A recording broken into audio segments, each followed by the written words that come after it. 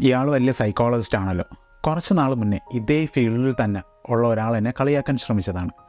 ഞാൻ ജസ്റ്റ് പറഞ്ഞു, എനിക്കറിയാം, പക്ഷെ എന്നാലും താങ്ക് യു. ഇത് ഒരു സിറ്റുവേഷൻ ആണെന്നിരിക്കട്ടെ. ഇതേപോലെ പലരും നമ്മളെ പലപ്പോഴും കളിയാക്കാനോ കുത്തുവാക്ക് പറയാനോ നോക്കിയേക്കാം.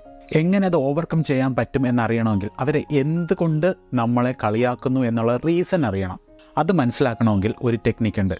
അവരുടെ ഫോക്കസ് എന്തിലാണ് എന്ന് നമ്മൾ മനസ്സിലാക്കിയാൽ മതി. കളിയാക്കുമ്പോൾ നിങ്ങളുടെ ഇൻ്റലിജൻസിനെയാണ് അവർ ഫോക്കസ് ചെയ്യുന്നതെങ്കിൽ ഒരു പക്ഷേ നിങ്ങളുടെ പെരുമാറ്റം അവർക്ക് ബുദ്ധിയില്ല എന്നുള്ള രീതിയിൽ തോന്നിപ്പിച്ചിട്ടുണ്ടാകാം.